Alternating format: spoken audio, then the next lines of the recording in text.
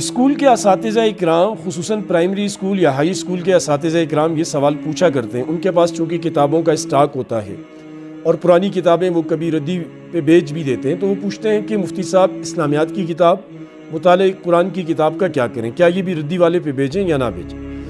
وہ کہتے ہیں کہ اس کی ریسائکلنگ ہو کر دوبارہ کتاب بنتی ہے، تو آیا ہم اس پر فروخت کریں یا نہ کریں؟ دیکھیں عزیزان محترم، جو مقدس اوراق ہیں، مقدس کتب ہیں، ان کی 4 صورتیں بنتی ہیں یا 4 حیثیتیں، 4 درجے بنتے ہیں. پہلے نمبر پر قرآن مجید، دوسرے نمبر پر احادیث کی کتب، تیسرے نمبر کے اوپر وہ کتب جن میں اکثر مواد اسلامی ہو، آیتیں ہوں، تفسیر ہو، پھر کچھ اور باتیں ہوں، پھر احادیث ہوں، جس طرح اسلامیات کی کتاب میں ہوتا ہے.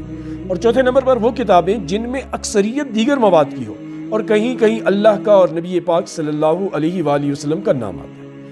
اب ان 4 کے بوسیدہ ہونے کے بعد، ان 4 کے ناقابل استعمال ہونے کے بعد ان کے ساتھ ہم کیا کریں؟ تو دیکھیں،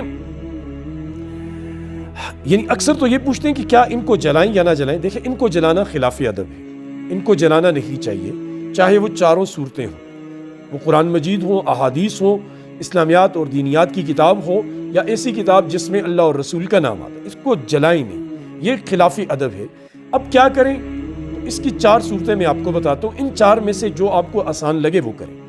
سب سے بہتر صورت تو یہ ہے کہ انہیں دفن کر دیں، کپڑے کے اندر لپیٹ کر کسی جگہ پر، ایسی جگہ دفن کریں جہاں دوبارہ کھدائی نہ ہو، جہاں ایسا نہ ہو کہ آپ دفن کریں اور پھر وہاں حل وغیرہ چلے اور پھر ان کو یہ پاؤں کے نیچے آئیں، وہ غلط ہوگا.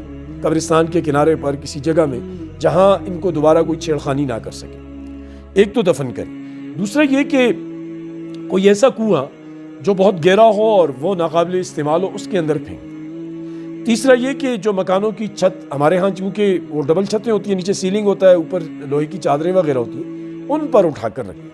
اور چوتھا یہ کہ کسی وزنی چیز کے ساتھ باندھ کر، بڑے پتھر وغیرہ کے ساتھ، ان کو سمندر کے درمیان میں لے جا کر ان کو پھینک دیا جائے تاکہ وہ سمندر کی تہہ میں چلے جائے. ہمارے ہاں تو یہ دیکھا گیا ہے، کراچی میں چونکہ میں پڑا بڑا ہوا ہوں، وہاں اکثر لوگ لے جا کر سمندر میں پھینک دیتے ہیں کوئی حفاظت کیے بغیر.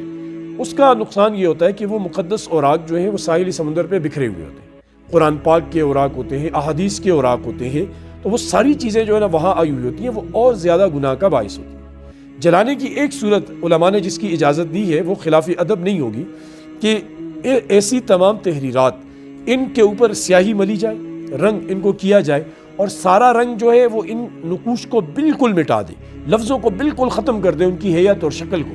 اس کے بعد اگر جلائے تو جلا سکتے ہیں. پھر جلانے کے بعد جو راکھ وغیرہ ہوتی ہے اسے پانی میں بہائیں یا اسے دفن کر دیں. اللہ ہمیں سمجھ کی توفیق نصیب.